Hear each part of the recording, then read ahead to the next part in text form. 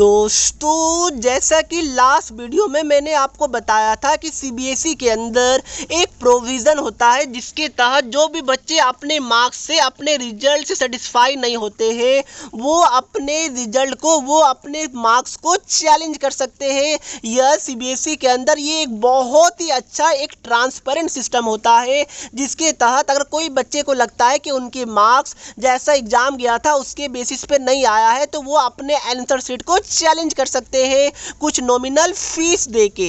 तो प्यारे बच्चों, सीबीएसई ने फाइनली रीचेकिंग का एक ऑफिशियल सर्कुलर को रिलीज कर दिया है जहां पर सारा डिटेल्स को बताया गया है।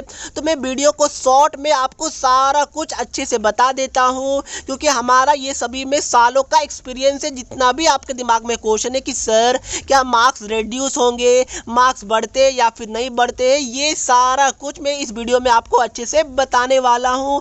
प्लीज़ वीडियो को एंड तक जरूर देखिएगा। कौन बच्चे को अप्लाई करना चाहिए सबसे पहले मैं वो आपको बता देता हूं, बट उससे पहले अगर अभी तक आपने सब्सक्राइब एंड एक लाइक नहीं किया है तो फटाफट कर दीजिएगा।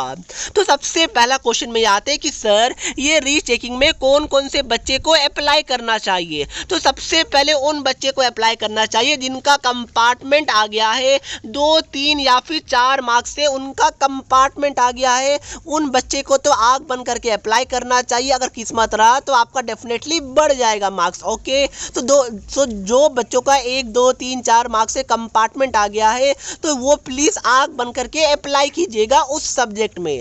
अगर कोई ऐसे बच्चे हैं जिनका 2, 3, 4 मार्क्स से एसेंशियल रिपीट आ गया है तो डेफिनेटली उन बच्चे को भी अप्लाई करना चाहिए सो डैट अगर एक सब्जेक्ट में भी आपका मार्क्स बढ़ता है तो वो एसेंशियल रिपीट वाला जो चीज़ है ना वो कंपार्टमेंट में कन्वर्ट हो जाएगा एंड आप अपना एक प्रीसियस ईयर को सेव कर लेंगे। तो प्लीज़ इस चीज़ को ध्यान में रखिएगा। तो यस, इन बच्चे को अप्लाई जरूर करना है।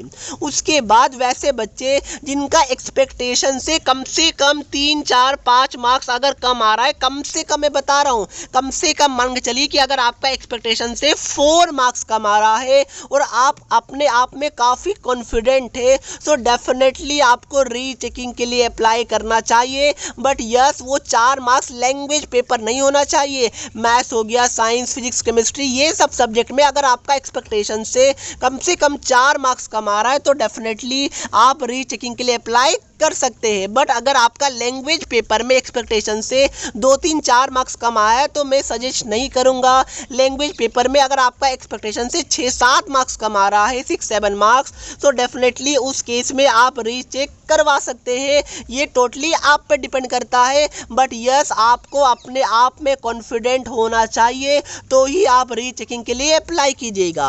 दूसरा कि सर क्या रीचेकिंग में मार्क्स बढ़ते हैं? The answer is big big big yes. मैं बता दूं कि सीबीएसई का ये हिस्ट्री में ये रिकॉर्ड रहा है कि जितने बच्चों ने रीचेकिंग के लिए अप्लाई किया है उसमें से हर एक 2 बच्चों में से एक बच्चे का मार्क्स इंक्रीज होता है। तो डेफिनेटली अगर आप कॉन्फिडेंट है तो डेफिनेटली आपको रीचेकिंग के लिए जाना चाहिए। अदरवाइज आप बाद में पछता सकते हैं कि मेरे फ्रेंड का बढ़ गया, काश मैं भी अप्लाई कर देता। मैं बता दूं मेरा खुद क्लास 10 के अंदर संस्कृत में 86 मार्क्स था और रीचेकिंग के बाद 100 मार्क्स हो गया था। एंड क्लास 12 के अंदर मेरा फिजिकल एजुकेशन में 92 से 94 हुआ था एंड इंग्लिश में +4 मार्क्स का इंक्रीमेंट हुआ था। तो मेरा खुद का मार्क्स बढ़ा था, इसलिए मुझे पता है कि मार्क्स बढ़ता है। सीबीएसई फ्री में मार्क्स नहीं बढ़ा रहा, आपसे पैसे ले रहे हैं। प्लीज़ इस चीज़ को ध्यान में रखिएगा। तो अगर कोई भी केस में आपका मार्क्स बढ़ेगा तो सीबीएसई डेफिनेटली उस मार्क्स को इंक्रीज करता है। प्लीज़ इस चीज़ को दिमाग में बैठा लीजिए। तो आई होप ये वाला चीज़ तो आपके दिमाग से हट गया होगा। अब आगे मैं और भी चीज़ें बताता हूँ, इंपॉर्टेंट बातें, डेट्स वगैरह, बट उससे पहले एक अच्छी स्टडी एप्लीकेशन के बारे में बताना चाहता हूँ। भाई कोई क्वेश्चन हो, डाउट्स हो या कॉन्सेप्ट समझ ना आए, बोर्ड्स हो या जेई नीट, पढ़ाई में कोई दिक्कत आ रहा है तो इसका सॉल्यूशन है फिलो ऐप। अपने डाउट्स को किसी भी टाइम क्लियर करें इन 3 इजी स्टेप। सबसे पहले गूगल प्ले स्टोर या ऐप स्टोर में जाकर फिलो ऐप को डाउनलोड करें, मोबाइल नंबर डालकर साइन अप कीजिए। उसके बाद जो भी क्वेश्चन में प्रॉब्लम है उसका फोटो खींचिए या फिर टाइप कीजिए एंड सबमिट करने के बाद फिलो 60 सेकेंड के अंदर आपको इंडिया के टॉप एक्सपर्ट से कनेक्ट कर देगा। तो प्यारे बच्चों, जाइए, लिंक डिस्क्रिप्शन बॉक्स में है, वहां से अपने डाउट्स को आउट कीजिए। अब देखिए प्यारे बच्चों, अब मैं आपको स्टेप बाय स्टेप बताता हूं कि ये रीचेकिंग सीबीएसई का होता कैसे है, अप्लाई कैसे करना है। तो सबसे पहले ध्यान रखिएगा, class 10th as well as class 12 दोनों बच्चों के लिए सिमिलर है, बस एक जगह चेंज है जो मैं आपको आगे बताऊंगा। तो सबसे पहले रीचेकिंग ये टोटल 3 स्टेप में होता है। सबसे पहला स्टेप वेरिफिकेशन ऑफ मार्क्स, जिसके अंदर आपको ₹500 पर सब्जेक्ट देकर जो सब्जेक्ट में आपको डाउट है अप्लाई करना पड़ता है। इसमें क्या होगा कि बस ये देखा जाएगा कि अगर आपका कोई क्वेश्चन अनचेक तो नहीं रह गया। दूसरा, आपके मार्क्स को टोटलिंग किया जाएगा कि टोटलिंग में यानी मार्क्स को टोटल करने टाइम कोई मिस्टेक्स तो नहीं हुआ है। तो ये दो चीज़ इस वाले स्टेप के अंदर देखा जाता है। ये नहीं देखा जाएगा कि कोई क्वेश्चन में कम मार्क्स मिला, वो इस स्टेप के अंदर नहीं आता है। तो यस, इस वाले केस में ना बहुत कम ही बच्चे के मार्क्स बढ़ते हैं। बट यस, ये पहला स्टेप है, आपको स्टेप बाय स्टेप ही जाना पड़ेगा, कोई स्टेप को स्किप नहीं कर सकते हैं। तो पहला आपका वेरिफिकेशन ऑफ मार्क्स वाला स्टेप होता है। अब देखिए, आपको अप्लाई करना पड़ेगा ऑनलाइन, स्कूल वाले अप्लाई नहीं करेंगे, आपको खुद से करना पड़ेगा ऑनलाइन अप्लाई। पेमेंट भी आपको ऑनलाइन करना पड़ेगा, credit card, debit card, net banking के थ्रू, कोई भी कैश नहीं लिया जाएगा। ये बात को ध्यान में रखिएगा। एक बच्चा एक ही एप्लीकेशन डाल सकता है, एक ही बार अप्लाई कर सकता है। प्लीज़ इस चीज़ को अच्छे से दिमाग में बैठा लीजिएगा। ओके, इस वाले केस में ना मार्क्स डिक्रीज होने की चांसेस बिल्कुल ना के बराबर। मैंने आज तक देखा ही नहीं है कि वेरिफिकेशन ऑफ मार्क्स यानी पहला स्टेप के अंदर कोई बच्चे के मार्क्स डिक्रीज हो गए, ऐसा नहीं होता है, ऐसा आज तक हुआ ही नहीं है। ओके, तो प्लीज़ इस चीज़ को ध्यान में रखिएगा। बात क्लियर है? Very good. और एक बात मैं आपको पहले ही बता दूं कि रीचेकिंग में अप्लाई करने से पहले आप लोग डिजी लॉकर से अपने मार्कशीट का 3-4 कॉपी ऑलरेडी निकाल लीजिएगा। ये इंपॉर्टेंट है, इसका इंपॉर्टेंस मैं आपको बाद वाले आने वाले वीडियो में बताऊंगा। ये बात को प्लीज़ दिमाग में बैठा लीजिए। ये था हमारा पहला स्टेप। इसका अगर मैं डेट बताऊं तो class 10th and class 12th I think दोनों के लिए सेम ही डेट है। 26 से लेकर 28 ऑफ जुलाई तक आपको करना होगा अप्लाई 500 पर सब्जेक्ट देकर। Okay, very good. अब देखिए, इसके बाद क्या होगा कि अराउंड 1 वीक के अंदर ही आपका रिजल्ट सीबीएसई के वेबसाइट में बता दिया जाएगा कि इस वाले स्टेप के अंदर आपके मार्क्स इंक्रीज हुए या फिर नहीं हुए, वो आपको बता दिया जाएगा।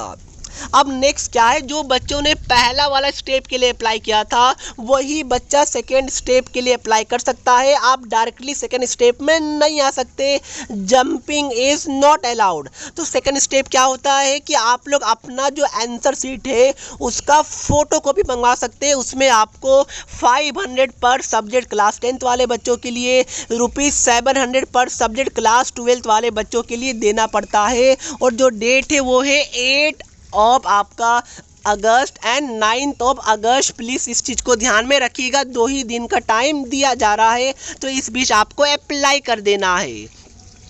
उसके बाद क्या होगा प्यारे बच्चों, 2 दिन के अंदर ही आपका जो आंसर शीट है उसका स्कैनिंग करके सीबीएसई वेबसाइट पे अपलोड कर देगा, जिसको आप लोग देखिएगा। एंड उसी time CBSE official marking scheme को रिलीज करेगा। एंड उस ऑफिशियल मार्किंग स्कीम से आप लोग अपने आंसर को टैली कीजिएगा, मैच कीजिएगा। उसके बाद अगर आपको लगता है कि भाई question number 4, question number 5, question number 6 मतलब कोई भी क्वेश्चन में मुझे कम मार्क्स मिल रहा है मार्किंग स्कीम के अकॉर्डिंग, तो उस केस में ₹100 पर सब्जेक्ट ₹100 पर क्वेश्चन, यस ₹100 पर क्वेश्चन देके आपको री एवेल्युएट करवाना पड़ता है, चैलेंज करना पड़ता है। अगर आपको एक सब्जेक्ट में 5 क्वेश्चन को चैलेंज करना है तो 500 लगेगा स्टेप 3 के अंदर। तो आई होप इसके बाद आपको कोई दिमाग में डाउट नहीं होगा। एंड इसका डेट है 13th and 14th of August. And इसके अराउंड 1 वीक के बाद यानी कि 20 अगस्त के आसपास कंपार्टमेंट एग्जाम 23rd से है ना, तो उससे पहले ही आपका ये वाला रिजल्ट रिलीज हो जाएगा। तो आई होप आपको सारा कुछ समझ में आया होगा। सर क्या 3rd स्टेप में मार्क्स डिक्रीज होते हैं? तो प्यारे बच्चों, मैंने बिल्कुल ना के बराबर केस को सुना है जहां पर मार्क्स डिक्रीज हुआ है। इस बार तो कोविड वाला केस है, तो और भी मार्क्स डिक्रीज नहीं होगा, बेफिक्र रहिए, कॉन्फिडेंट है, अप्लाई कीजिए ना भाई, मार्क्स डिक्रीज नहीं होगा। सीबीएसई इस चीज़ का ध्यान में रखता है। आप कॉन्फिडेंट है तो अप्लाई कीजिए। मैं कॉन्फिडेंट था, मैंने अप्लाई किया, मेरा मार्क्स बढ़ा, मेरे फ्रेंड्स भी कॉन्फिडेंट थे, उन्होंने अप्लाई किया था, उनका भी मार्क्स बढ़ा था। तो प्लीज़ अगर आप कॉन्फिडेंट है तो मार्क्स डिक्रीज वाला सवाल तो आपके दिमाग में आना ही नहीं चाहिए। अप्लाई कीजिए, मार्क्स बढ़ रहे हैं तो ज़रूर बढ़ेगा। सीबीएसई एक स्टूडेंट फ्रेंडली बोर्ड है। तो प्यारे बच्चों, यही था हमारा सारा प्रोसेस जो कि मैंने आपको बता दिया। तो जैसे ही ये वाला प्रोसेस का लिंक एक्टिवेट होगा 26 जुलाई को, तो मैं इसके ऊपर वीडियो बना दूंगा। आपको कैसे अप्लाई करना स्टेप बाय स्टेप मैं आपको गाइड करूंगा। तो उसके लिए सब्सक्राइब जरूर कर लीजिएगा। एंड यस, थोड़ा पैसा लगेगा इस चीज़ में, तो थोड़ा पैसा भी आपको लगाना पड़ेगा। ओके, अगर आपको मार्क्स बढ़ाना है तो ये सारा जो रुपीज़ है ये नॉन रिफंडेबल है। मार्क्स बढ़ेगा भी तो भी पैसा रिटर्न नहीं किया जाएगा, ये नॉन रिफंडेबल अमाउंट होता है। Okay okay, very good. तो दोस्तों, यही था हमारा आज का वीडियो अच्छा लगा तो वीडियो को लाइक एंड चैनल को सब्सक्राइब करना मत भूलिएगा।